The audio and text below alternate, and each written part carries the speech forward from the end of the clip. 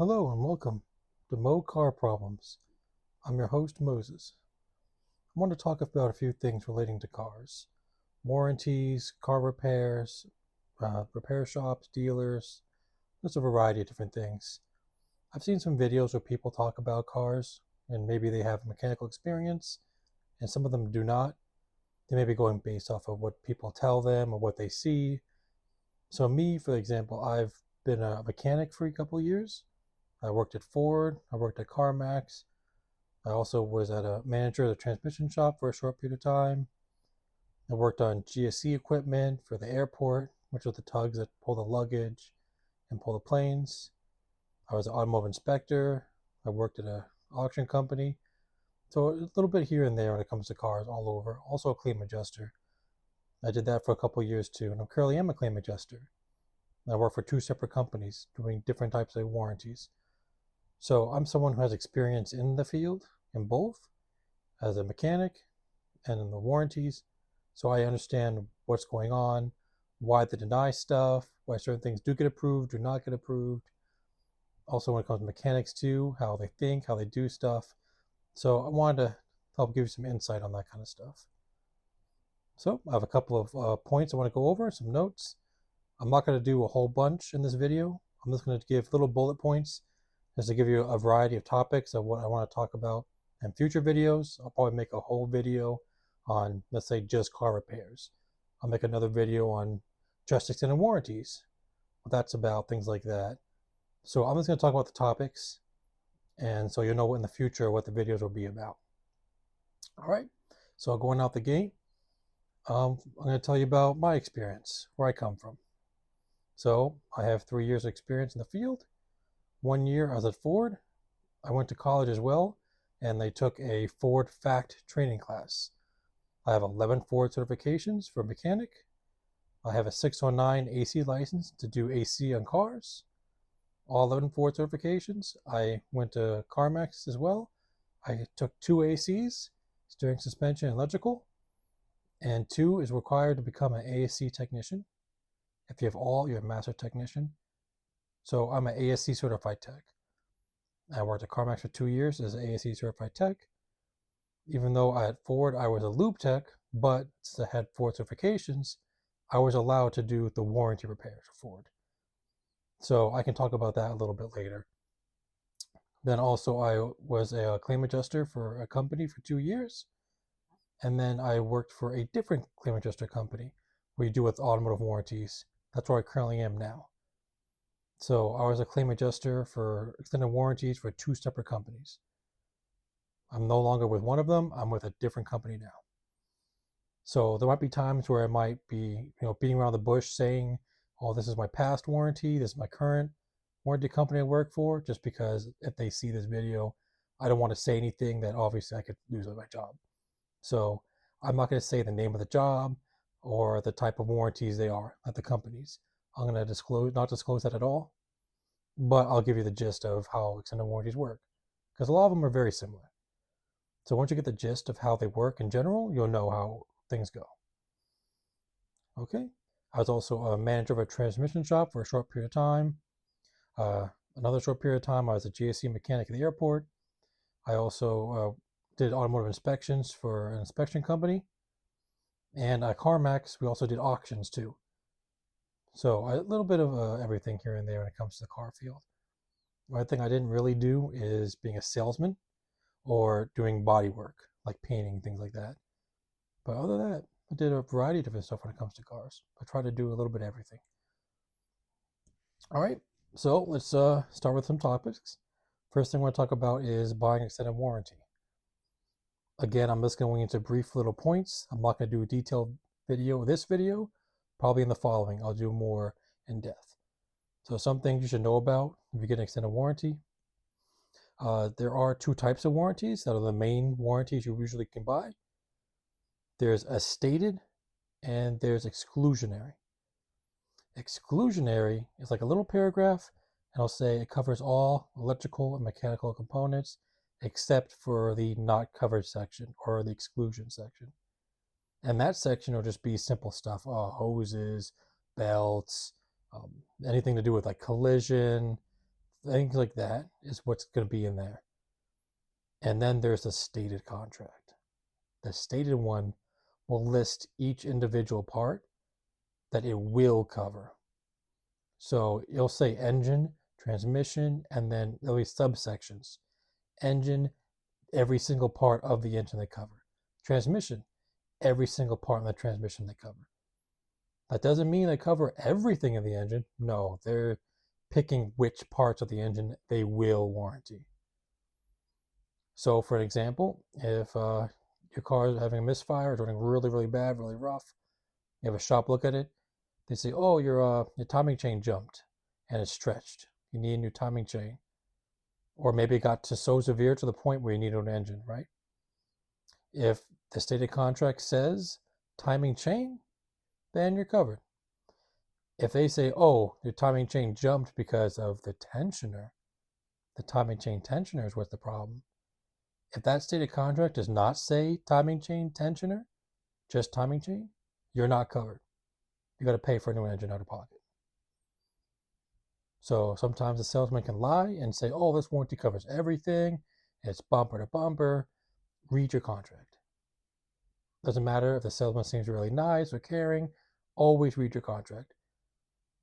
Them giving you a little pamphlet is not your warranty. Your extended warranty is going to be a couple of pages. Might be 2, 3, 5 pages. It could be 10. It's going to have the declaration page. It says your name, the company, the warranty, what policy you purchased, and then there'll be a page that will say coverages, and it will tell you what your coverage is. A little pamphlet is not going to say that. Ask for your copy of the warranty, your full copy, before you walk out of that shop, that dealership. Ask for it and read it. They can contradict what the salesman's saying. Oh, it can cover everything bumper to bumper. Well, why does it list each part? Bumper to bumper warranties don't list each part. It seems like they're hand-picking what they want to cover. This doesn't sound like bumper to bumper. You can put them on the spot and see. So, make sure you read your warranty. Another thing is that these warranties can have restriction on them. They may say they only cover $125 per hour to diagnose the car, to pay for labor. And the average shop in your area may charge $250 per hour. You would have to pay the difference for every individual hour. A lot of customers I hear calls from don't know that. They will say, hey, I was never told that. A salesman is not going to tell you every single thing your warranty covers. Some may, and that's great. Most will not. At the end of the day, a salesman's there is to make money. That's the point of a salesman being at the dealership. Or pretty much any used car lot as well. They're trying to sell you a car, maybe a warranty too. If they want to be honest and upfront, great. But their job is to sell you something. So some can be honest and some cannot, and some of them may not even know what the warranty fully covers. They just know, hey, it's a warranty. Oh, yeah. Someone told me it's like bumper to bumper, and they just tell that to the customers. Read it. Read your warranty, your extended warranty, before you walk out of that dealership. Know what you're buying. Look at the limitations. See if it's something that's for you, if you want it. If it even covers $125 per hour, and the average shop in the area charges $250 per hour, if you're okay with paying the difference, it's better than nothing, this warranty was cheap, then cool. If you're like, no, I want it to cover everything, I only want to pay a deductible, then this isn't for you. Or see if the dealership will offer different types of warranties, things of that nature. Another thing with the restrictions is some of these extended warranties expect you to have maintenance records. Some of the warranties will say you need to maintain the car according to the owner's manual. So if it says that, then some warranty companies will pick that out. Okay, well, you need a transmission? Show me all your receipts from all the maintenance you did based off the owner's manual. A lot of customers don't see that the warranty says that. They don't read that. They'll just scavenge, whatever warranty receipts, oil change receipts they can find. They won't have all of them. And they might miss a few. Maybe they're late in a couple oil changes. Technically, if your warranty requires you to change your oil according to the owner's manual and do all the things it says, air filters, tire rotations, transmission flushes, everything your owner's manual says you need to do by mileage. If you don't have the receipt proving you did that, since you bought the extended warranty, they can deny your claim. Even if you're a certain amount off. Oh, I was only 2,000 miles off. Well, your warranty has 500 mile leeway. You can go 500 miles past, 1,000 miles past. You went 1,001 miles? Nope, doesn't count, not covered. And they can do that if your contract says that. A lot of customers do not know that there's maintenance records required for some warranties. It will say it in the warranty. So that's something you have to keep track of as well. Even if it's not related, you need a transmission, but you missed oil changes or late on oil changes. If they're not related, it doesn't say it has to be related. It says you have to maintain the vehicle in accordance to the owner's manual. So if you don't have proof that you've done that since you bought the car, then yes, they can deny. So it's something you have to look into when you look at warranties. You have to pay attention to what you're reading. Don't just believe the salesman and walk out. Please read your warranty. Let's see here. Okay, another thing that warranty companies can do is if your extended warranty may have a clause in it that says we can put on used, aftermarket, rebuilt, or new parts. Some warranties can say that. So it doesn't matter if you have a BMW with only 40,000 miles on it, you bought used, and you thought, oh, I got a warranty. If I need an engine, they'll put a new engine in. If your warranty says they can put in a used one, they can put in a used engine. And used engine usually means from a junkyard. Where, okay, the engine was last running before this car was totaled and they threw it in a junkyard. They ripped the engine out and put it up on a shelf. They can put that junkyard engine in your car. If your warranty says that, which I've seen a good amount of them that do, and say that you can put in used parts. Even aftermarket. So, $800 turbo for your Mercedes. Well, the warranty company found a turbo from this random website they never heard of, but it's for $80. Warranty company may say, okay, tell the repair shop this is what we'll pay. $80. The repair shop may be like, I never heard of this website. I'm not putting that turbo in this car. You have to use the parts I use. All right, well, their contract says we can put in aftermarket parts. So use this aftermarket turbo for $80. If you don't want to use it, then we'll use the money to go towards your part and make the customer pay the difference. And of course, the customer's not going to be happy. They have to pay a $720 difference, right? But the contract can say that. It might say you can put in used parts, aftermarket parts. A common thing as well is people buy these used BMWs and European cars and not realize they have problems used. So they think they're getting a steal because how much the price dropped from only being a couple of years old, maybe 40,000 miles, 60,000 miles, needs an engine. Well, the price of the car has gone down, but the price of the parts and the labor to install it has not. So that engine is still going to be like 18 grand, 20 grand, depending on the type of vehicle you have. There's a BMW I've done a claim on, I can talk about a little bit later, where that engine was $33,000 for just the engine. That's not labor.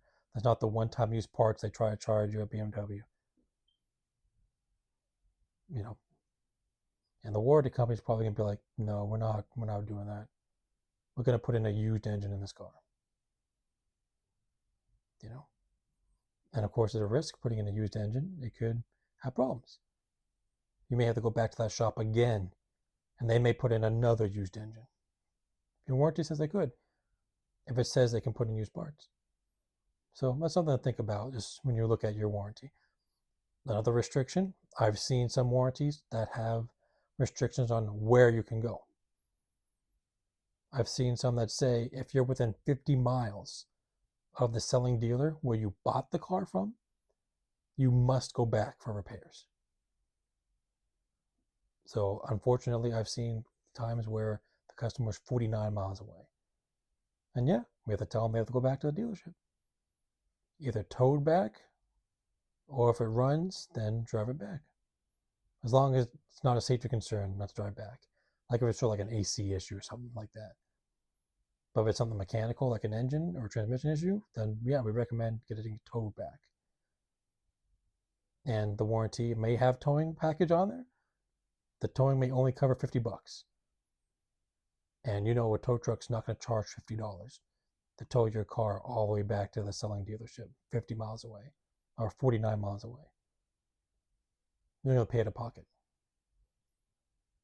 So some customers do not like that. Especially if they don't like the dealership where they bought their car. They don't want to go back. But if the warranty says if you're within 50 miles, you have to go back, then if you don't, then the warranty company won't cover the repair. So I know people are like, well, the salesman didn't tell me. A lot of times they won't. It's up to you to read your warranty and see what it covers. Okay, another thing we can talk about here is that there could be even a secret program, which I might have to do a separate video for that. I've seen that before, where I don't think it's right, but they've put on like a secret rule on a warranty before. I've seen that. And what that means is you buy a warranty, you read the policy front to back, you think you understand what it says. They can put on a rule that only the warranty company see, and you do not see it. And you won't find out until you file a claim. They could put a rule that says if your name's Bob, deny the claim. And then the claim gets denied. And they're like, why is it denied? Oh, well, it says here that if your name's Bob. And they're like, well, who said that? Who made that rule? And I'll say, do not let the customer know that this rule was made. I don't know how that's okay or how that's fair to do that, but they can. So that was one of the companies I worked for. Could be my current warranty company I work for or my past one. I can't say which one because obviously I don't want, I might lose my job. So, I'll just say it's one of the jobs I had. My past one or my current one. I've seen warranties that have this secret program. So, it's not fair. It wasn't for that reason, obviously. If your name is Bob, deny the claim. I'll just give you an example.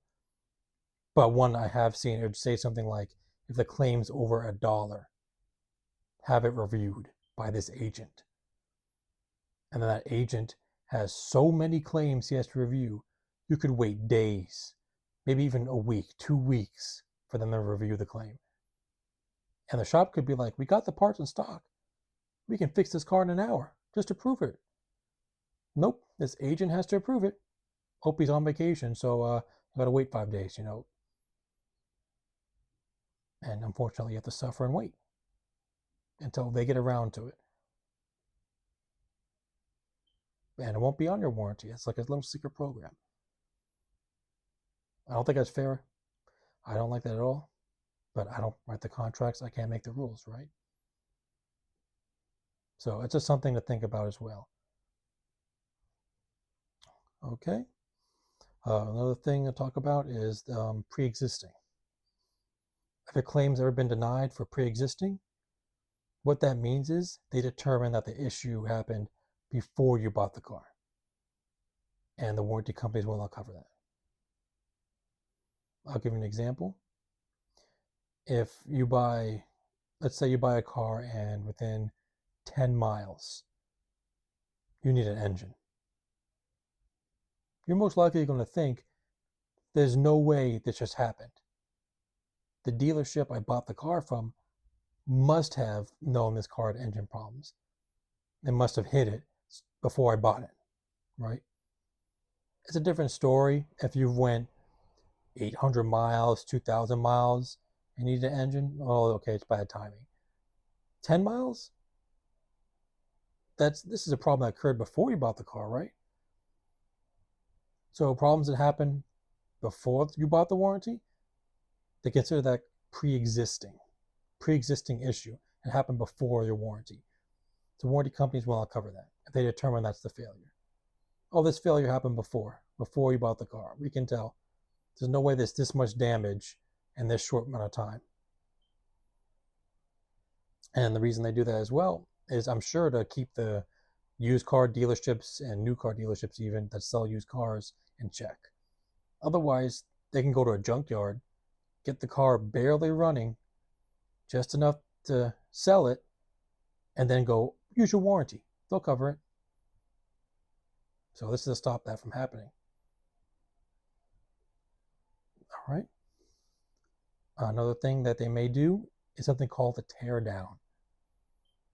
So have you ever been in this scenario where you had your car brought in, you know, extended warranty, and then they call the warranty company to get it approved, and the warranty company says, okay, I want you to tell the customer they need to authorize tear down. What does that mean? Remember where I mentioned exclusionary contracts and stated contracts? If it's a certain component listed, it's covered. If it doesn't list that part, it's not covered. So a lot of shops, if the car needs an engine, if there's metal shavings in the engine, they'll usually determine it needs an engine, right? It's misfiring, there's metal shavings in the oil, it's most likely going to need an engine. But they don't know the exact part that caused those metal shavings to happen. It could be something with the crankshaft bearings. It could be something with the camshafts shredding. On some of the Dodge Chargers, the camshafts can do that. On some of the Jeep Wranglers, the camshafts as well. They can tread metal, excuse me. So that's the thing. They may not know until they get in there. They remove the valve cover. They drop the oil pan, things like that. A lot of shops won't do that. They might take a little oil sample. Yep, there's metal in the oil. I got all these codes, and he's an engine. With an exclusionary contract, you could probably get away with that, where a warranty company may not question it. They may or may not. They may just go, okay, well, let's see the quote. We'll do some adjustments. This is what we'll pay. Maybe send out an inspector. A stated contract, we need to know exactly what part failed to know if you're covered. Is that the scenario where I said the timing chain or the tensioner? What part failed? And the only way to find out is by taking apart the engine. They may even go as far to say, do a tear down to the point of failure, meaning take that engine apart until you find out what caused that failure. Is it just the valve cover?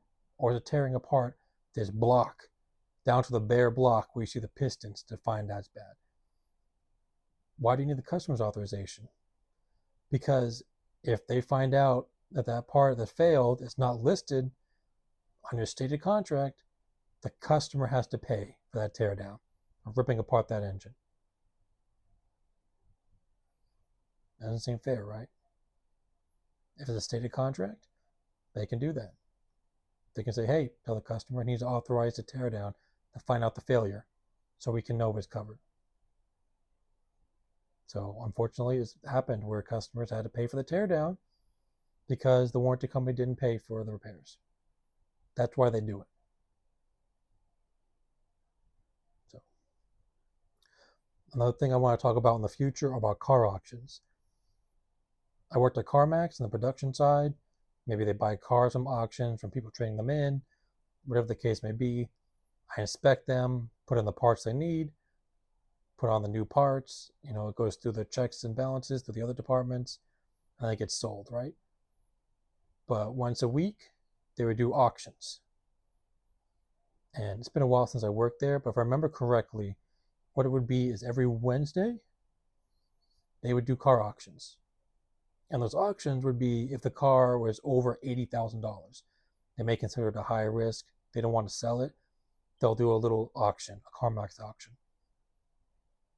If it has too many problems, the repairs are more than the car's worth. If the car has, bad Carfax where it's totaled or flooded, things like that, all electric cars, you have to be certified to work on cars that are 100% electric because the voltage could kill you. So they may not take that risk and they may auction that too. If it has a lot of miles on it, they may auction it as well. So sometimes I would do the auction. The technicians would be in rotation. 1 week I'll do auction, next week I won't, so on and so forth. Also, when I was an automotive inspector, I also was for an auction. So I know what they look for, what they consider passing or failing, what needs to be addressed, things like that. And if you want to buy a car for an auction, what to look out for. Because when you buy a used car or new, you are always taking a risk. You buy a car that's too new, you don't know what the problems it could have in the next few years. It's too new to tell. You buy a car that's used, it could have tons of problems. You need to do your research before buying a used car. Even if it's a really reliable car based off of your research and it's 5 years old, there's so many good reviews, you don't know if the person before you took care of it. Did they change the oil like they're supposed to? Did they let it get so bad it starts to turn into sludge? It could be a problem car. So buying new and used is a risk as well. So, I can talk about that in the future and how some of these cars also have reliability issues, especially the new cars. They're built cheap, way overpriced, especially European cars as well. They have problems with oil leaks. I do claims on BMWs every single week. A couple of Mercedes and Audis here, BMWs every single week. I do claims.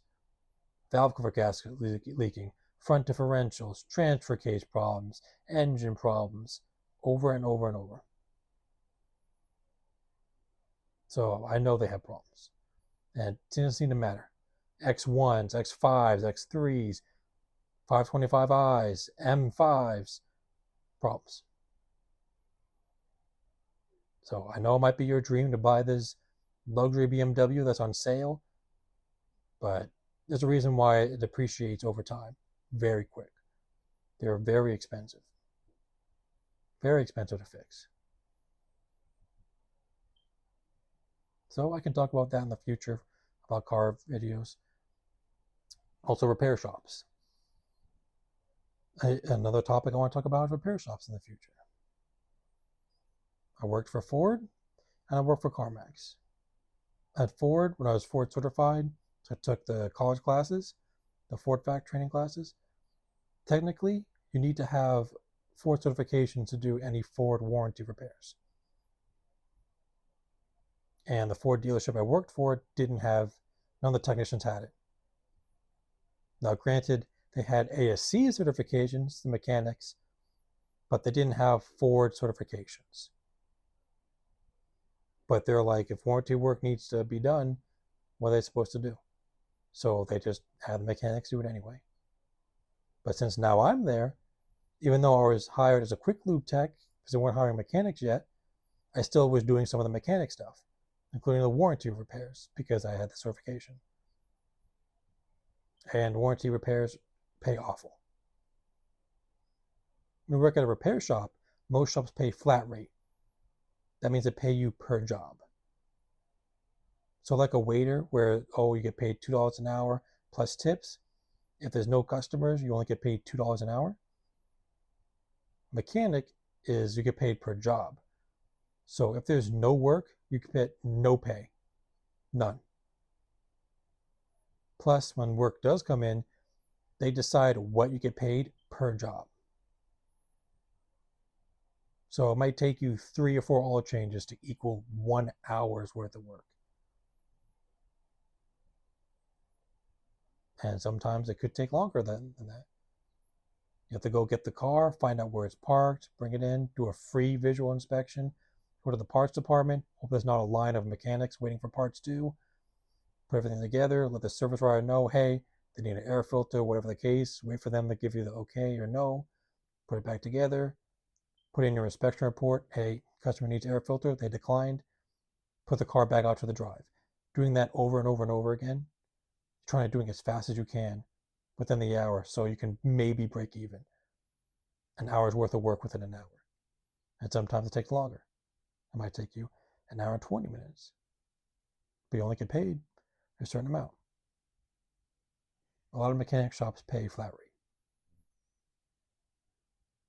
I can talk about that in another future video, how that works. Even some shops, I've noticed some of the mechanics don't know how to diagnose cars anymore. Some of my friends I worked with as mechanics at CarMax, they still work at another CarMax location. I still talk to them, and yeah, they know too. They seem some mechanics that hired with them that don't know what they're talking about. They'll just guess. So I'll give you an example. Since I talk to shops every day filing claims, I can tell if a mechanic actually truly tested this car or they're guessing. I can tell based off their diagnosis. I'll give you an example. Customer states the vehicle is running rough, right? They scan it to check the check engine light. They got a code P0301, cylinder 1 misfire. The most common problem is the ignition coil. What you can do to test it, the easiest way, is if cylinder 1's misfiring and you have a code for the other cylinders, most likely the other cylinders are fine. So what you can do is take ignition coil for cylinder 1, swap it with cylinder 3, clear the code, put the scan tool back on, and look after you clear the code and see if the code comes back up. If it's a new code, P0303, P303, that's cylinder 3 misfire now. See how it moved? Now you know the coil is bad, because that bad coil is going to move wherever you move it. If you have a misfire code for cylinder 1 still, even when you swap the coils, okay, the coil is not the problem. Check voltage. Are you getting voltage going to the coil? Swap the fuel injector, cylinder 1 for cylinder 3. See if that follows. That doesn't change it. Worst case scenario, do a compression test. Are the piston rings bad? Wet compression test, dry compression test. This is how you test it. A lot of mechanics don't do that. P0301, cylinder 1 misfire. Okay, internal fault coil. And that's it. And sometimes they get away with it and it does fix the problem. But there's times where it doesn't. I've seen a claim before where they put in all the ignition coils, all of them. And then they called back and said it needs an engine. Why didn't you find that out the first time? It means they didn't fully properly diagnose the car. They got a code, throw a part at it. And that might have worked for a certain amount of time, but that's not going to work every time because that's not how you're supposed to test the car. You need to check everything. And I'm seeing more and more shops doing that. Not just the small little shops, the dealers too. Don't think because you're at a dealership you're safe. And oh, they're BMW certified. They know what I've seen that do that too. The other day I was on the phone with a Mercedes shop and the service writer is telling me the diagnosis, and there's almost no diagnosis. It sounded very, very much like they got a code, throw a part at it. Didn't sound like it checked anything. Voltage, none of that. They're even recommending stuff that wasn't even needed. It's just, oh, well, a standard procedure to recommend this. And it's not even needed for the repair. But if you're a customer and you know about cars, you may be like, all right, well, they're professionals, so I guess I'll take the word. Right? You need to educate yourself on certain things. If it seems too good to be true, it probably is. If it seems like they're charging way too much parts or way too much labor, it doesn't hurt to get a second opinion. Go to another shop. Find another trustworthy shop. See what they say. Hey, I have my car at this dealer. This is what they say I need. Here's the estimate of what they told me. What do you think? And see what the other shop says. Won't hurt to ask, right? Take precautions. So that's something I may talk about in the future as well as repair shops, including the dealerships. In fact, there's a dealership that we saw committed fraud a few days ago. It was a BMW. It was a 2018 BMW M5, brand new. This retails for about $110,000, brand new at the time. I checked the day of what it is worth this week, based off the mileage. It's worth $39,000. Granted, I don't know what the customer paid for it at the time because he had it for about a year or 2 years. but they put in a claim for an engine. The dealer wanted $33,000 for the engine, not including labor or the one-time use parts, and the claim was over $40,000 to place the engine. That's already more than what the car is worth right now. That's not including if it needs a transmission down the road or anything else in the car. So my manager was going over the Carfax actually, and he actually pointed something out. He's like, the Carfax says it's for sale at a dealership. And it's like, usually the Carfax will say, for sale, and then underneath it, registered to the state, and then who I was registered to. It didn't say that. It just said for sale from this dealership. And then underneath it actually said there's an accident. But it doesn't show anything of the car being sold to a new buyer. So that means that the dealership was trying to get an engine approved with the old customer's warranty. That's fraud. And we looked onto the dealership's website. Sure enough, there was the car listed. Same VIN number. They even attached the Carfax on it. That says the same thing. So, of course, we deny the claim. This happened recently, so who knows what's going to happen next, but fraud. Don't think because there's a dealer that they got your back.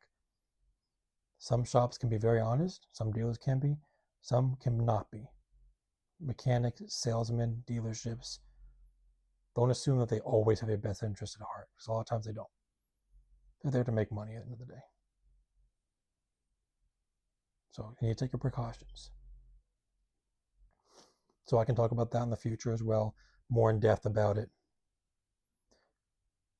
So, this is just a basic review of what I want to talk about in the future.